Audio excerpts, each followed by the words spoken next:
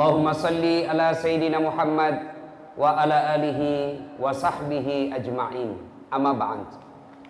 Faqad qala Allah subhanahu wa ta'ala fi kitabil karim wa huwa asdaqul qailin.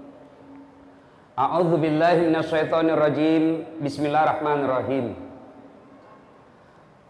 Ya ayyuhalladzina amanu taqullaha haqqa tuqatih wa la tamutunna illa wa antum muslimun.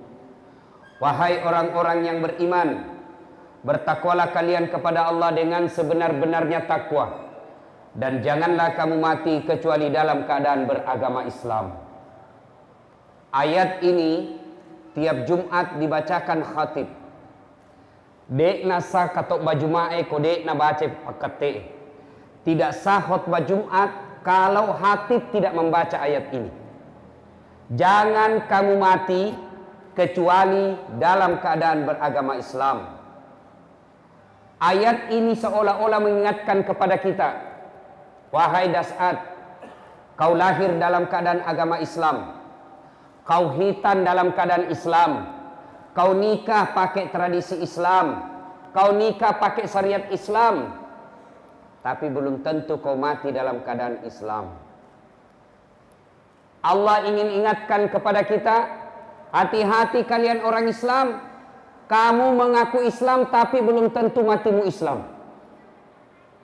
Insya Allah kita tidak akan mati dalam keadaan berzina. Insya Allah kita tidak akan mati dalam keadaan berjudi. Lagi sabung ayam tiba-tiba ada penggerebekan, ditembak sama polisi, kakinya ditembak, kepalanya nak kena. Insya Allah kita tidak akan mati dalam keadaan mencuri. Tapi yang bisa membuat kita mati dalam keadaan kafir, habis memakan makanan haram. Contoh jinia contoh. Jual bensin botolan. Nah tulis bensin murni. Padahal nak campur minyak tanah. Begitu ditanya, kenapa kau bilang bensin murni? Nah kau campur minyak tanah. Apa nak bilang? Kan istriku namanya murni, jadi ku tulis bensin murni. Pedagang penipu. Apalagi contoh jinia contoh, jangan marah contoh. Ada anak sekolah buru-buru pergi kampus, buru-buru ke sekolah, dia langgar rambu lalu lintas, dikejar sama polisi, kasih singgah sama polisi. Pur. Kau melanggar, kenapa kau langgar rambu-rambu? Kau tidak lihat? Saya lihat je Pak. Kenapa kau langgar? Saya tidak lihat Ki. Ini pasal 250.000 denda. Bayar kok. Nah bilang ini anak SMP deh, ada uangku Pak. Ini 50.000 Ji. Coba buka dompetmu. 50 Ji Pak. Sini 40. Ambil mako 10.000. Pacet om, polisi ambil anak sekolah. Masa ada begitu toh? Biasa ada begitu. Sudah, dia pergi makan coto. Makan coto lah dari uang itu tadi yang rahasia di jalan. Pas keluar makan coto, disambar, kena sempoyongan. Kenapa? Dia makan coto 248. 2 mangkok coto 48 ketupat. Kenapa? Ketupat ada gratis. Pas tabrak motor, mati. Mati kafir ini orang. Kenapa? Ada barang haram dalam perutnya. Siapa lagi? Contoh jinya, contoh ji. Jangan marah, contoh. Anak muda, anak gaul, beli lempox. Pernah saya baca di koran. Ada juga saya beredar di medsos. Di Berau. Didapat itu anak sekolah sama pox. Lempox. Nah campur lentikus. Dongo nutu. Kenapa lem sedikit lagi dah campur lem Korea. Campur mako lem Korea dan tidak bisa membuka bibirmu. Habis minum ballo, vodka, whisky, Jennifer, Donald, topi miring, lempox, mabok, ngambil motornya. Bayangkan mabok setengah naik motor, dia listrik nak kira aspal, pak mati kafir kau cilaka. Ada khamar dalam perutnya. Siapa lagi? Pedagang. Ada pedagang di sini. Penjual kain. atau penjual ikan. Asli gini anu, wah asli. Berapa harganya? 100.000 deh, kurang-kurangi. Itu lagi 100.000 aku kasih kau modal karena sama-sama ke orang Bugis. Padahal sudah ada untungnya 30.000, dia bilang modal. Begitu dia bilang modal pada sudah ada untung, 30.000-nya atas riba, menipu pembeli, haram. Maka hati-hati kita yang suka makan barang haram. Itulah sebabnya Allah selalu ingatkan kita, wala tamutunna, dan jangan kamu mati illa kecuali wa antum muslimun, dalam keadaan beragama Islam. Wa qala idzan, Allah kemudian berfirman, bismillahirrahmanirrahim, ya ayyuhalladzina amanu dukhulu fis-silmi kaffatan wa la tattabi'u khutuwatis syaitan innahu lakum adu mubin. Wahai orang-orang yang beriman, masuklah engkau ke dalam Islam secara sempurna. Jangan Islam pencitraan, jangan Islam karena mau pilih caleg. Hati-hati, banyak sekarang caleg penampilan langsung kala-kala ustaz. Deh, songkoknya rapi, pakai gamis, pakai serban, pegang tasbih, pasang foto, kalah penampilan ustaz. Begitu disuruh mengaji tidak nak tahu. Ini Islam pencitraan. Kata Allah, jangan kau Islam seperti itu. Wala tattabi'u khutuwatis syaitan, dan janganlah engkau ikuti langkah-langkah setan, karena sesungguhnya setan itu musuh yang nyata bagi kalian. Ibu bapak, saya tanya ibu-ibu, ini dia yang di belakang ibu-ibu, kira-kira di masjid ini ada setan apa enggak nih? Ada setan apa tidak ibu? Bapak-bapak, ada setan? Ada. Setannya bukan pocong, bukan uka-uka, bukan popo, bukan parakan. Tapi apa setan yang ada di tengah-tengah kita? Bentuknya handphone. Apa ibu? Apa? Handphone. Oh, Ustaz sudah menceramah, masih Bang Gesi.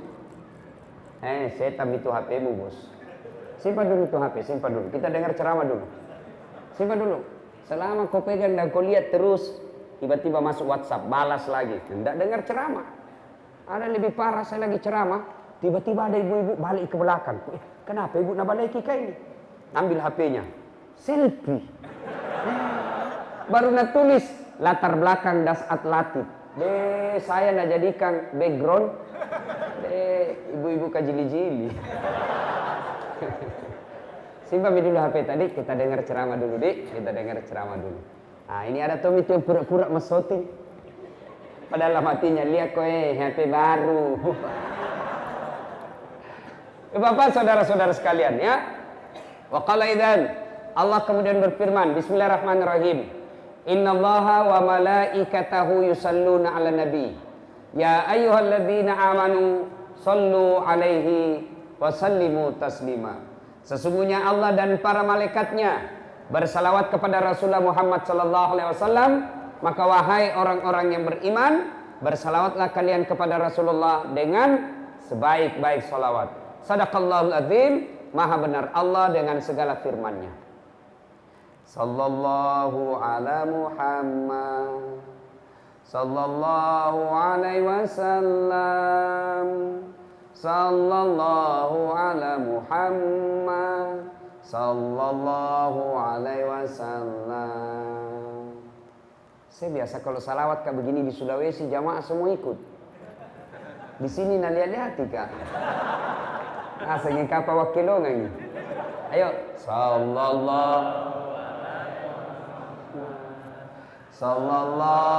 alaihi wasallam. Sallallahu ala Muhammad, sallallahu alaihi wasallam. Kan jangan malas salawat. Kita biasa salawat. Saya salam. Salam. Pada ceng capo. Sallallahu ala Muhammad, sallallahu alaihi wasallam. Sallallahu ala Muhammad, sallallahu alaihi wasallam. Ibu bapak, saudara-saudara sekalian yang insya Allah dimuliakan dan dirahmati oleh Allah subhanahu wa ta'ala. Suatu ketika di Madinah sangat panas. Begitu panasnya, tidak ada orang yang keluar dari rumahnya. Cokong asing nih, sembunyi semua di rumah. Kenapa? Takut dengan sengatan matahari. Dalam keadaan panas itu, tiba-tiba keluar rumah seorang manusia, berlari-lari kecil, lari dia. Kenapa? Takut kena matahari. Menuju ke masjid. Siapa dia? Tak lain adalah Abu Bakar Siddiq. Datang ke masjid. Selang beberapa saat, keluar rumah lagi seorang manusia, juga berlari-lari kecil. Kenapa? Dia takut sengatan matahari, maka dia lari supaya tidak lama kena matahari. Lari kemana? Juga ke masjid. Tak lain adalah Umar bin Khattab. Sampai di masjid, Umar berkata, "Assalamualaikum warahmatullahi wabarakatuh ya Abu Bakar." Abu Bakar menjawab, "Waalaikumsalam warahmatullahi wabarakatuh ya Umar." Umar bertanya, Abu Bakar, siang-siang begini tidak biasanya kau di masjid. Kenapa kau ada di masjid ini? Abu Bakar berkata, "Saya lapar di rumah, saya panas di rumah, maka saya datang di masjid. Daripada saya cuma lapar dan panas di rumah, mending saya datang di masjid, lapar, panas, dapat pahala." Begitu? Ya. Lalu Abu Bakar balik bertanya, kau juga Umar? Kenapa kau ada di masjid? Tidak biasanya siang-siang begini kau di masjid. Ada apa gerangan? Umar menjawab, sama dong. Saya juga panas kak. Maluku toh kak? Maka saya datang di sini. Akhirnya dua manusia pilihan ini, Abu Bakar Siddiq, Umar bin Khattab, melanjutkan zikirnya di masjid. Selang beberapa saat, keluar rumah seorang manusia. Tidak lari, dia jalan santai saja. Kemana beliau jalan, di situ ada awan melindunginya. Beliau ke kanan, awan juga ke kanan. Beliau ke kiri, awan juga ke kiri. Tidak pernah disentuh matahari secara langsung. Kenapa? Allah melindunginya dari sengatan matahari melalui awan. Dia tak lain adalah Muhammad sallallahu alaihi wasallam. Nah, sampai Nabi di masjid. Assalamualaikum warahmatullahi wabarakatuh. Wahai saudaraku, ini salamnya orang Islam. Salam yang sempurna. Ikhlas, sempurnakan ucapannya. Biasanya kita orang Islam, salamnya tidak ikhlas, tidak sempurna. Apa Jina bilang? Assalamualaikum, salam. Kalau kita terima telepon, selam. Magako, yuk, selam. Apa itu bos? Perjelas. Assalamualaikum warahmatullahi wabarakatuh. Itu salam yang betul. Biasanya kita, ada malah mahasiswaku yang bilang saja, Ustaz, assalamualaikum. Masa gitu assalamualaikum? Assalamualaikum. Nangis kayak tong SMS. Ada juga yang lebih parah, Nabila saja aswabar. Apalagi itu aswabar? Assalamualaikum warahmatullahi wabarakatuh. Jangan, sempurnakan salam kita. Assalamualaikum, semoga keselamatan bagimu. Warahmatullahi, rahmat Allah menyertaimu. Wabarakatuh, berkah Allah meliputimu. 3 doa di dalamnya. Yang makin ganti-ganti. Selamat siang, selamat malam. Malah yang bingung antara siang dan malam. Akhirnya apa Nabi bilang? Selamat siang menjelang malam. Apa itu? Bikin bingung. Bapak tahu enggak itu artinya kalau saya bilang selamat siang? Tahu artinya? Pak, selamat siang. Tahu artinya itu? Saya doakan ki selamat siang ini, soal malam tak beraki beca urusanmu. Itu namanya selamat siang. Tidak usah. Maka Bapak Ibu saudara-saudara sekalian, soal salam. Suatu ketika Nabi lagi duduk-duduk, ada sahabat yang datang mengucapkan Assalamualaikum. Nabi menjawabnya, Waalaikumsalam warahmatullah. Nabi lalu berkata, pahalanya 10. Karena dia bilang saja Assalamualaikum. Datang lagi sahabat lebih panjang, Assalamualaikum warahmatullah. Nabi menjawab, pahalanya 20. Datang yang ketiga, Assalamualaikum warahmatullahi wabarakatuh. Nabi menjelaskan, pahalanya 30. Artinya apa? Kalau Bapak tidak bisa memperbanyak amal dengan ibadah-ibadah sunnah, maka perbanyak amal dengan menyempurnakan salam. Assalamualaikum warahmatullahi wabarakatuh. Sudah. Nabi tanya ini 3 orang. 2 orang. Umar, Abu Bakar, kenapa kau ada di masjid siang-siang begini? Umar menjawab, maluku ki Nabi. Lapar kami ini, makanya kami datang di sini. Umar lalu bertanya, Anda kenapa juga ada di sini? Dia bilang, Singkamale, Mbak Ji. Sama Ji. Banyak orang Bugis di sini? Banyak? Luar biasa ini orang Bugis. Kemana-mana saya ketemu. Kemarin saya di Bontang, banyak juga orang Bugis. Samarinda seberang, banyak orang Bugis. Saya pergi biduk-biduk, bahasa Bugis wakil di sana. Saya pergi Malaysia, Sabah, Sarawak, banyak juga orang Bugis. Begitu saya masuk penjara, banyak juga orang Bugis.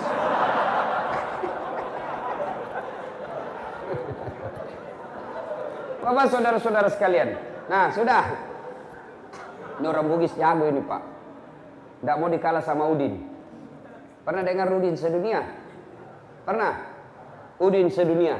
Orang Bugis punya ambok sedunia.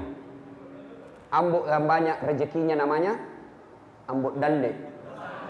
Ambok yang beruntun terus kalau berbisnis, ambok upe. Ambok yang banyak di bengkel, ambok tang. Ambok yang tidak pernah lolos, ambok saka. Ambok yang banyak di toko perhiasan, ambok intang. Ambok yang suka naik ke tamannya, ambok ente. Bapak saudara-saudara sekalian. Ditanya Nabi sama Umar, ya Rasulullah, Anda juga siang-siang begini kok ada di masjid. Ada apa? Nabi menjawab, sama Jaki. Saya juga lapar dan panas, makanya saya datang ke sini. Akhirnya mereka melanjutkan ibadah. Selang beberapa saat, Umar punya usul. Ya Rasulullah, bagaimana kalau kita ke rumahnya Abu Ayyub? Abu Ayyub Al-Ansari.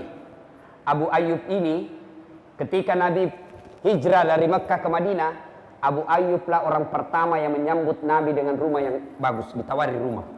Abu Ayyub Al-Ansari juga inilah yang menyeberang ke Turki sekarang. Dulu namanya Istanbul, Konstantinopel. Sekarang namanya Istanbul, dulu namanya Konstantinopel. Inilah Abu Ayyub Al-Ansari jalan ke sana untuk tinggal dan menaklukkan Konstantinopel pada saat itu. Tapi tidak sempat ditaklukkan pada saat itu. Abu Ayyub, baru-baru saya dari Turki dan saya sempat sholat di masjid itu yang ada di dalam Abu Ayyub Al-Ansari. Nah, Bapak saudara-saudara sekalian, Abu Ayyub ini hebatnya, dia di Madinah, kaya, malabo, kaya, dermawan, kaya, suka bantu orang. Tidak seperti kita sekarang, kaya, pelit, kaya, seke, kaya, kikirgalan, kaya, maseke. Ada di sini kaya seke? Ada? Ada? Ada enggak orang kaya pelit di sini? Ada? Tidak ada? Kita buktikan nanti kalau diedarkan celengan. Jangan memang kau tinggalkan masjid. Yang tinggalkan masjid saya doakan kanda lagi. Yang kau tinggalkan kita buktikan nanti. Siapa yang tidak isi celengan berarti seke. Kasih keluar memang wambu. Pasal dia memang nih. Ya Bapak saudara-saudara sekalian. Nah, Abu Ayyub ini hebatnya kaya dermawan. Maka Nabi, Abu Bakar, Umar datang ke rumah Abu Ayyub. Assalamualaikum warahmatullahi wabarakatuh. Tidak ada jawaban. Ulang lagi. Assalamualaikum warahmatullahi wabarakatuh. Tiba-tiba salam dijawab oleh perempuan. Waalaikumsalam warahmatullahi wabarakatuh. Sini Ki, masuk Ki. Ya Rasulullah. Gembira ini ibu-ibu. Istrinya rupanya Abu Ayyub. Lalu istrinya Abu Ayyub berkata, ya Rasulullah, tama Ki mai. Masuk Ki. Nabi bertanya, mana suamimu? Oh, baru saja dia keluar. Tapi sebentar lagi akan datang. Tama nih, masuk Ki. Sambil menunggu sini. Nabi bersabda, tidak boleh kami masuk ke rumahmu tanpa izin suamimu. Saya ulang, tidak boleh kami masuk ke rumahmu tanpa izin suamimu. Padahal ini Nabi, manusia pilihan, tidak mau masuk ke dalam rumah karena tanpa izin suami yang punya rumah. Ini yang banyak dilanggar perempuan sekarang. Begitu pergi suaminya langsung telepon tamang SMA-nya dulu. Datang mako. Pergi nih, cepat ko. 20 menit selesai nih. Coba, Bu. Halo Ibu. Bu, dengar baik-baik Bu. Tidak boleh atau haram memasukkan laki-laki lain di rumah ibu tanpa izin oleh suami. Bagaimana kalau sepupu satu kalinya Ustaz? Tidak boleh. Sepupu dua kali? Tidak boleh. Sepupu lain kali? Lebih tidak boleh lagi. Sekarang ini banyak melanggar ini perempuan. Sudah hilang ketaatannya kepada suami. Ini khusus ini sebab ini ibu. Halo ibu-ibu. Ibu. Yang paling banyak sebab ibu-ibu nanti masuk neraka gara-gara tidak taat sama suami. Coba maki istri sekarang. Makutu. Paballo. Ada semua itu jenis sedo di anunya. Nah kira barangkali tembok itu bukaan. Kuning, biru, abu-abu, coklat. Kira sudah tahu perhatian istri. Coba. Suaminya disiksa. Baik dia kalau berdandan baru rajin. Ini rajin berdandan malas. Istri seperti ini susah masuk surga ibu. Bu dengar. Yang namanya istri jangankan keluar rumah tanpa izin suami. Puasa Senin Kamis saja. Puasa Senin Kamis tanpa izin suami haram. Dengar. Puasa sunnah tanpa izin suami haram. Misal pengantin baru. Suaminya cuti Senin, langsung istrinya puasa hari Senin. Jangan puasa kalau suami tak cuti baru pengantin baru. Jangan kau ketawa anak muda, ini urusan orang tua. Mengerti jaki maksudnya toh? Boleh itu isi. Bahkan ibu bapak saudara-saudara sekalian, kalau ibu tetap misalnya suami tak, bu pulang ke ini, kenapa? Naik spanding. Dia bilang puasa kak pak. Ketika dia lanjutkan puasanya, bukan dia dapat pahala, tapi laknat Allah bagi perempuan ini. Makanya ibu tidak boleh itu kita tidak taat. Bagaimana kalau suamiku pabotor Ustaz? Suamiku peselingkuh, suamiku tidak sholat, suamiku tukang judi, urusannya dia dengan Allah. Ibu tidak punya dosa. Itu enaknya jadi perempuan. Itu enaknya jadi perempuan. Perempuan itu tidak bertanggung jawab dosanya kepada suami. Beda kami suami. Meskipun suaminya ustadz, suaminya penghafal Quran, tapi istrinya tidak pakai jilbab, istrinya tukang gosip, istrinya suka bertengkar sama tetangga. Sebelum istrinya masuk neraka, suaminya dulu di depannya. Hati-hati pak. Satu saja susah diurus. Apalagi mau poligami. Banyaknya orang sekarang tidak mampu, dia mampu, tidak mau berkurban, padahal dia mampu. Sebaliknya, dia tidak mampu, mau poligami. Ini ketawa lagi, ini bapak-bapak kalau poligami, dan senyum, barani ki. Coba nih, ibu-ibu, mari nih ibu-ibu kalau kita cerita poligami. Nusah lima pak guru salah si ustaz siro. Bukan pak guru salah, dijelaskan saja. Bapak-bapak jangan coba-coba kalau tidak bisa ngurus. Satu saja itu tanggung jawabnya di akhirat luar biasa. Apalagi kalau mau keempat. Yang ketawa. Nah ibu bapak saudara-saudara sekalian yang saya hormati ya. Kembali tadi. Ketaatan kepada suami. Ibu-ibu zaman sekarang. Saya heran kalau masih ada yang malas. Bandingkan ibu-ibu zaman dulu. Itu ibu-ibu zaman dulu kasihan. Luar biasa. Masaknya pakai kayu. Sekarang kita tinggal pakai gas. Lampunya samperong. Ini anak-anak milenial tidak tahu ini. Itu yang lampu dikasih masuk baru ada kaca-kacanya. Dipakai belajar. Pas selesai ke belajar ada semua itu asap di sini dulu tak. Ini dapat semua dulu itu. Dulu. Nah, bapak saudara-saudara sekalian. Nah, akhirnya istri Abu Ayyub ini berkata, "Tajan ni lakeku cinampak minang kasih." Beberapa saat kemudian datang betul Abu Ayyub. Assalamualaikum warahmatullahi wabarakatuh Abu Ayyub. Gembira Abu Ayyub. Alhamdulillah, barakah, didatangi ulama, didatangi Nabi, didatangi sahabat Nabi. Ini luar biasa berkah bagi kami. Begini orang Islam. Didatangi ulama, didatangi alim, didatangi orang baik agamanya senang. Biasanya kita kalau datang imam dari rumah tak, senang apa tidak? Kalau datang pengurus masjid ke rumah tak, senang apa tidak? Bengkok mukanya, apalagi kalau bawa mie maaf. Sumbangan sih. Itu Rasulullah. Abu Ayyub didatangi oleh Nabi, gembira betul. Ini orang Islam, senang memuliakan ulama. Kita biasa kalau ulama, kita tidak muliakan. Kita lebih hormat sama artis daripada ulama. Kalau artis dia hormati, kalau bupati dia hormati, dia cium tangannya itu bupati, padahal baru 10 menit yang lalu tanda tangan korupsi. Kita cium lagi tangannya, batena na hormati bupati, Pak Camai. Tapi kalau ulama dia tidak hormati, padahal tidak ada mengatakan bupati pewaris para nabi. Tidak ada itu. Ulama, al-ulama'u warisatul anbiya. Ulama adalah pewaris para nabi. Termasuk itu imam-imam masjid. Kalau artis kita undang, Masya Allah. Kasih pesawat, bisnis kelas. Dijemput pakai mobil poreder, ada tentara polisi mengawal. Kasih hotel bintang 5. Pulang ceramah kasih 100 juta. Sampai di Jakarta dia pakai berzina. Sekalinya Pak Imam kita butuhkan, nah kiringan nyoje. Jemput Pu Imam kasihan naik di oje. Tidak ada lagi stang kaki naik tu oje.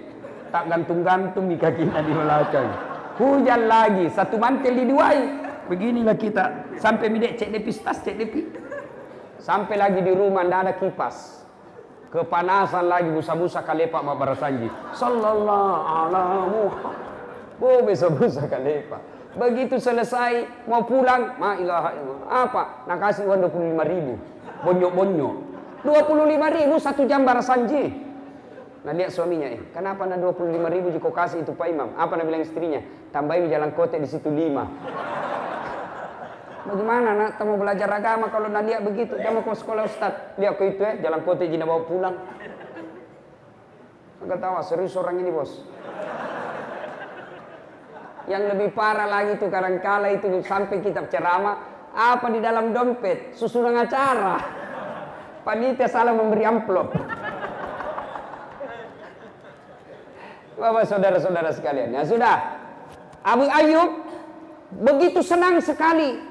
Kata Umar, Abu Ayyub, kami lapar ini di rumah. Makanya kami datang ke rumahmu. Kamu kan orang kaya. Maka kami datang di sini. Mudah-mudahan ada yang bisa dimakan. Abu Ayyub senang. Dia bilang, tenang maki pale ya Rasul. Sudah diolok. Tunggu mi. Abu Ayyub kemudian ke kebunnya. Kebun kurma. Dia potong itu kebun kurma Pak. Nah bawa sama pohonnya. Bawa sama pohonnya. Ditegur sama Nabi, Abu Ayyub, nah buahnya mau dimakan, kenapa kau bawa 1 pohon? Dia bilang, saya bawakan ke 1 pohon supaya kita pilih mana yang kita suka. Ini ada mi semua, ada yang muda, ada yang masak, ada yang mengkal. Tapi lebawan nih, kayak kata Puji. Subhanallah.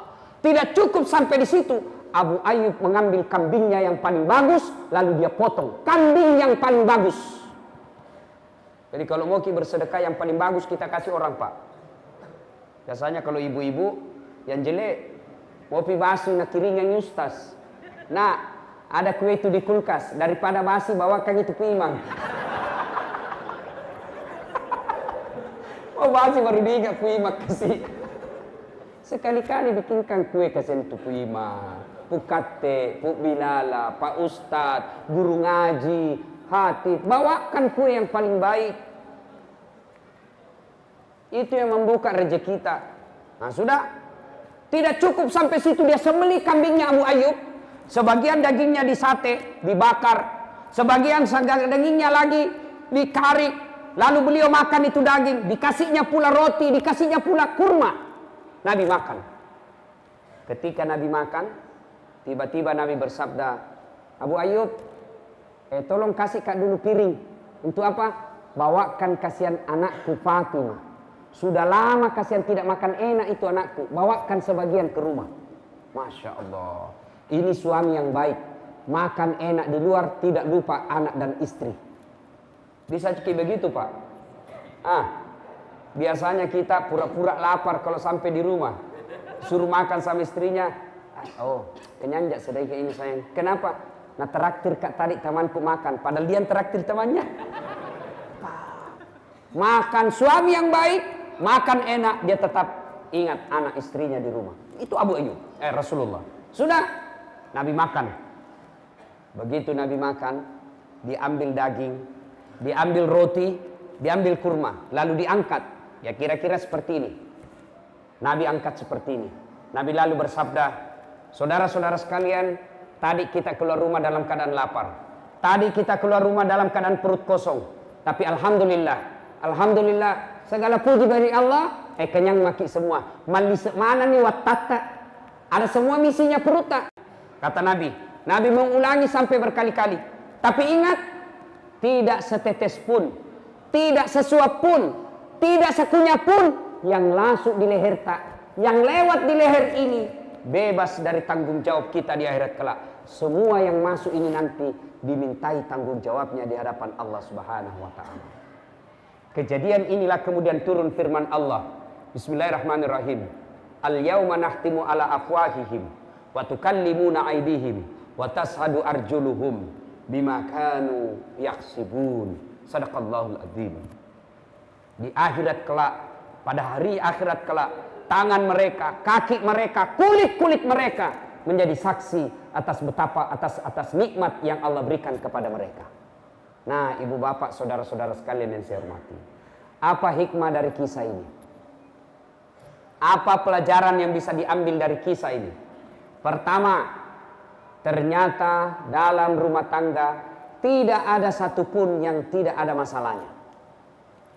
Nabi manusia pilihan, doanya pasti dikabulkan Allah. Doa apapun beliau minta pasti dikasih Allah. Tapi ternyata dalam rumah tangga beliau pun sering mengalami kelaparan. Nabi itu lapar juga. Apalagi kita, dalam rumah tangga pasti ada masalah. Contoh, sebelum menikah, setelah menikah, apa masalah kita? Mau punya rumah. Sudah punya rumah, selesai masalahnya? Belum. Bayar cicilannya. Tuh. Sudah lunas, selesai masalahnya? Tidak. Jelek lagi dilihat rumah tak, mau lagi diganti. Dalam rumah tangga tidak ada orang yang tidak ada masalahnya. Contoh lagi, istri. Pak, istri cantik. Kita kira bukan masalah. Istri cantik nagoda orang, Pak. Masalah. Berarti bagus kalau jelek istri, Ustaz. Jelek istri nahina orang. Masalah. Kita lagi yang malu jalan sama dia. Dulu sama kau dek, dulu sama kau. Pak Masiriki, majai tapala. Istri cantik masalah, istri jelek masalah. Berarti bagus kalau tidak ada istri. Lebih masalah lagi. Iya tak? Ada istri masalah, tidak ada istri masalah. Tidak ada orang tidak ada masalahnya. Ya. Nah, bedanya Nabi ketika ada masalahnya, beliau datang ke masjid. Coba Umar, Abu Bakar lapar di rumahnya, kepanasan di rumahnya, kemana? Datang ke masjid. Berarti kalau ada masalah dalam rumah tangga, datang ke masjid, mengadu kepada Allah. Tapi kita ada masalah ke masjid, bukan. Ada masalah doa, bukan. Ada masalah sholat, bukan. Ada masalah apa? Ambil handphone, update status, langsung update. Nah, jelekkan suaminya. Tak kusangka kau begitu. Begitu romantis waktu kau pacari, Kak. Setelah ada anakmu, kasarmu minta ampun. Nah, itu begitu kita sekarang. Ditelepon-telepon suaminya tidak ada jawaban. Telepon 2 hari tidak ada jawaban. Langsung update status. Di mana di kau? Update status lagi. Kesepian banget. Langsung dia bilang, kawannya, melihat statusnya. Boleh juga tuh diganti. Coba. Tidak ada itu kita berdoa di status. Kita ada masalah selalu berdoa. Tapi di mana? Status. Pergi suaminya cari nafkah, update status lagi. Semoga Allah melindungi suamiku. Siapa ajar ki berdoa di status? Sibuk nih tuh Tuhan mau baca status tak? Tidak ada itu berdoa. Lalu berdoa kemana? Paling baik ada masalah, datang ke masjid, rumahnya Allah, minta pertolongan kepada Allah. Di masjid adalah tempat paling mustajab kita berdoa. Datang makin ke masjid. Dan itu masjid terbuka 24 jam. Tidak tahu kalau ini. Ada juga itu masjid dia kunci. Kenapa? Karena banyak pencuri. Biar celengan masjid nak curi juga. Lah cilaka. Labu apa kau tuh? Bapak saudara-saudara sekalian, hikmah pertama, tidak ada orang yang tidak ada masalahnya. Dan ketika ada masalah, datang ke masjid. Alhamdulillah ini masjid Pak selalu ramai. Alhamdulillah. Apalagi kalau subuh. Penuh ini masjid Pak. Sampai di luar. Tidak ada di dalam.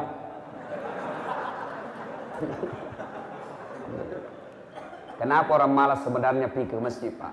Apa sebabnya? Satu, sebab orang malas ke masjid karena dia tidak lihat pahalanya. Coba kalau dilihat pahalanya, diumumkan sama panitia masjid. Siapa yang datang berjamaah dikasih pulsa 200.000. Sholat subuh jam 5 Pak, setengah 4 sudah penuh masjid. Karena lihat pahalanya. Karena tidak dilihat pahalanya, maka masjid sepi dari jamaah. Yang kedua, apa juga yang kadang-kala membuat orang malas ke masjid? Kalau masjid itu terlalu mendoktrin satu paham sehingga paham orang lain dia salahkan. Ada juga itu masjid begitu. Ini kaligrafi bid'ah. Ada itu Ustaz, bid'ah tidak boleh. Maulid bid'ah. Isra Mi'raj bid'ah. Masuk neraka. Masa orang gara-gara maulid masuk neraka, bos? Nenekmu punya neraka. Luasnya itu surga kau tidak mau kasih masuki. Sekarang banyak ini yang mulai begitu. Belajar agama baru 3 bulan belajar agama. Itu pun di YouTube. Baru 3 menit habis kuotanya. Tidak lengkap dia belajar. Lalu gara-gara itu belajarlah dia bahwa bid'ah, doa bersama selesai sholat, bid'ah, tidak ada pada zaman Nabi. Jabat tangan selesai sholat, sesat. Masa gara-gara jabat tangan kita sesat? Ceramahnya juga ceramah bikin takut-takut. Apa judul ceramahnya? Kesalahan-kesalahan orang yang berjamaah. Orang ini suruh datang berjamaah, nak kasih salah-salah tosi dia. Kesalahan-kesalahan orang yang sholat. Kenapa orang sholat kau kasih salah-salah? Mestinya judul ceramahmu kesalahan orang yang tidak sholat. Kesalahan-kesalahan orang yang kurban. Kenapa orang kurban kau kasih salah? Dan ada itu begitu. Sholat seolah-olah dia saja punya masjid.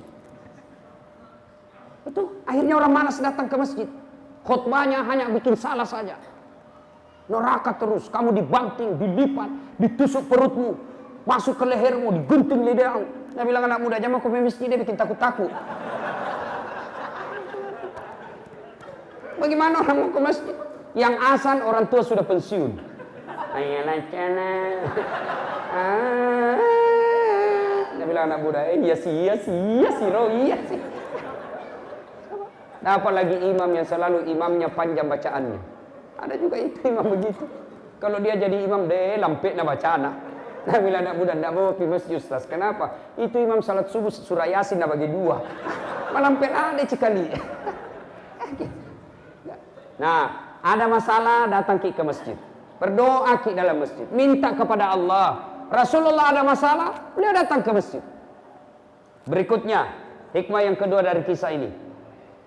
Ternyata Bapak Ibu Saudara-saudara sekalian, salah satu yang sering membuat kita berjaya, hebat, kuat adalah persaudaraan. Coba lihat tadi.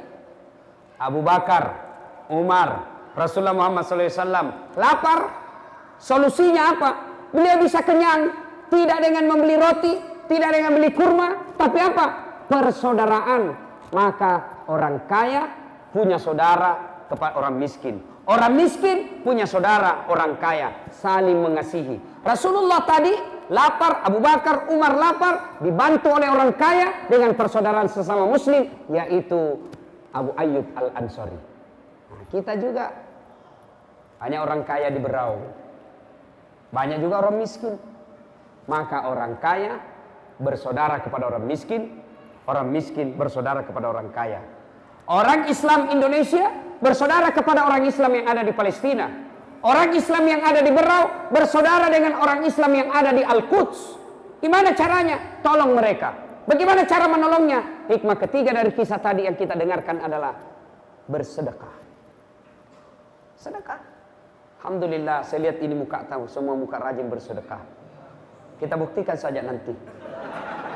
Ya, yang kau ketawa bos, serius orang ini. Ini ketika kita bicara sumbangan langsung pucat. Bu, halo ibu, bu, itu emas yang ada di tangan tak,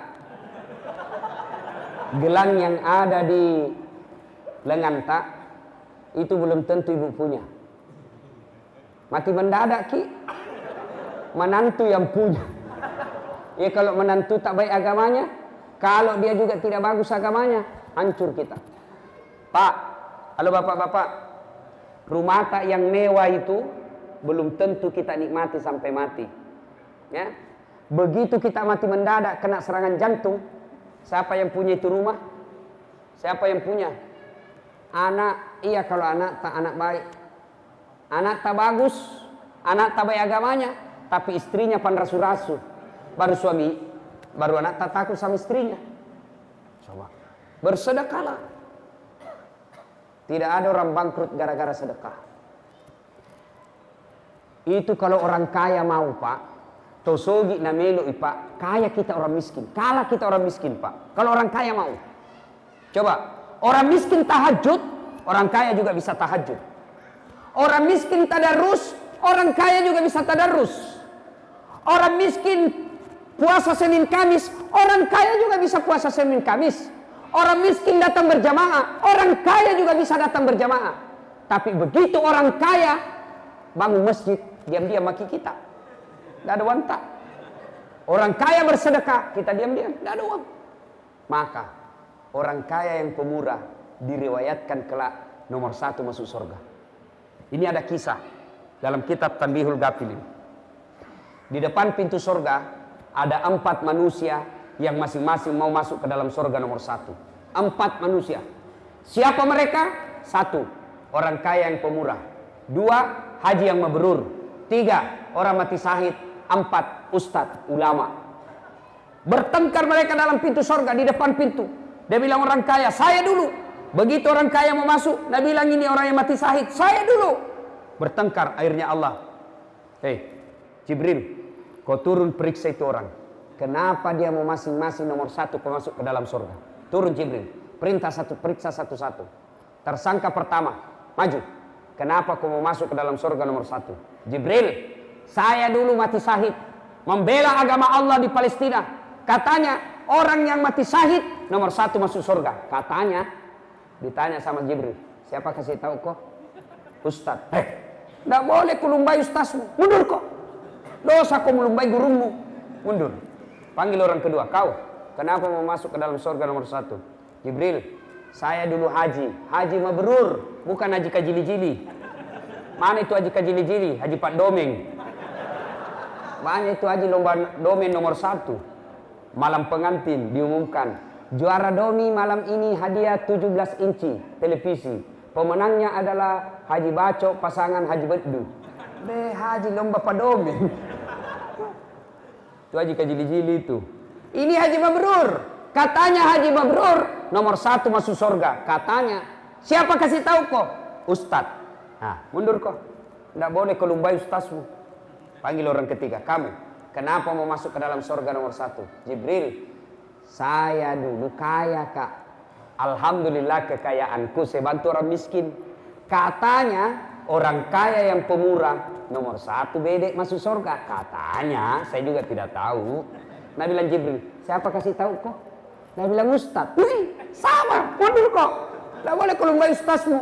Mundur. Tanya orang keempat, kamu kenapa mau masuk ke dalam surga nomor 1? Nabi bilang, saya itu tadi ustaznya cerita ini tadi.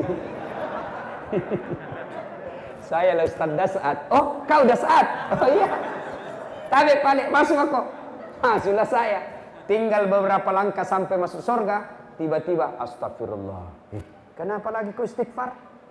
Jibril, betul saya dakwai mereka. Betul saya nasihati mereka. Betul saya kasih tahu mereka. Tapi saya jadi ustadz karena ada orang kaya kasih saya uang beli buku. Saya jadi ustadz karena ada orang kaya bangun masjid tempat saya dakwah. Saya jadi ustadz karena ada orang kaya bangun sekolah tempat saya nuntut ilmu. Saya jadi ustadz karena jasa-jasanya ini orang kaya. Saya malu dahuluin orang kaya. biarlah orang kaya yang pemurah dulu masuk ke dalam surga. Akhirnya disepakati di akhirat, orang kaya yang pemurah nomor 1 masuk ke dalam surga. Orang kaya yang pemurah. Orang kaya yang seke, kikir galap paku jambatan. Nomor 1 tonja kau masuk, ke mana? Ke neraka. Pilih maki. Mana ciri-cirinya orang pelit? Orang pelit.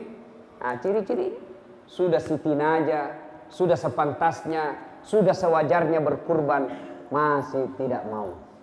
Mana buktinya orang mampu tapi dia tidak mau berkurban? Mana buktinya? Mana mereka? Siapa mereka? Bapak-bapak yang punya handphone harga 2 juta. Pulsanya tiap bulan 100.000. Lalu tidak berkurban, bapak dipertanyakan keislamannya. Handphone saja 2 juta. Kambing di sini berapa? Berapa satu kambing di sini? 3 juta. Coba. Handphone saja bapak beli 2 juta. Pulsa tiap bulan 100.000. Berarti berapa kita bapak punya? Lalu beli kambing tidak mampu. Siapa lagi mereka ini yang dikhawatirkan berperkara di akhirat nanti? Perokok. Ada perokok di sini?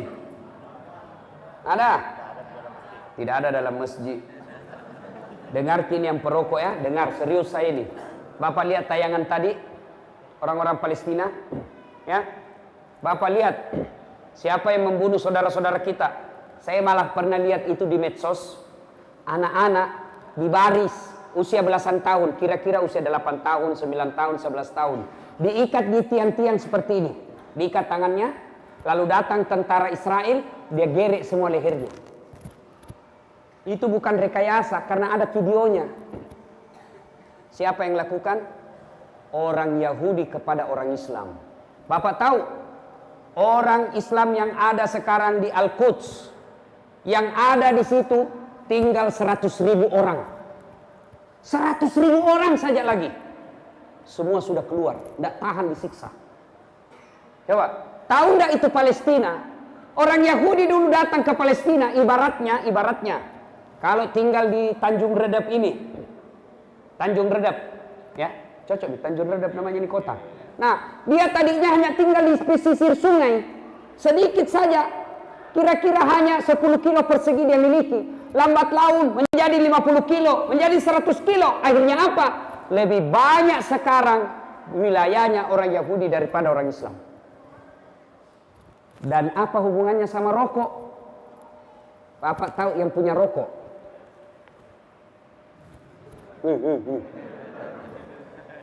Tahu siapa yang punya itu rokok sekarang, Pak? Pabrik rokok yang punya sekarang Yahudi. Dan orang Yahudi itu, Pak, setiap ada penghasilannya 20% dia kirim ke negaranya untuk membangun negaranya, beli mobil, beli senjata itu yang dipakai tembaki anak-anaknya orang Islam. Jadi bapak yang merokok, setiap kali bapak beli rokok 1 bungkus, itu bapak sumbang uang 20% untuk orang Yahudi. Berhenti kita merokok, Pak. Saya serius. Saya bilang, tidak jalan otakku kalau tidak merokok, kau Ustaz. Balik-balik kok. Buktinya, Ramadan jalan di otak tak. Tidak merokok kalau siang. Bagus gitu rokok sebenarnya Ustaz. Cocok. Saya sangat setuju itu rokok, Pak, tidak merusak. Tidak ada itu merusaknya itu rokok. Selama dia tidak ketemu api. Boleh nih. Yang penting jangan kasih ketemu api. Tidak merusak itu rokok. Yang penting jangan kasih api.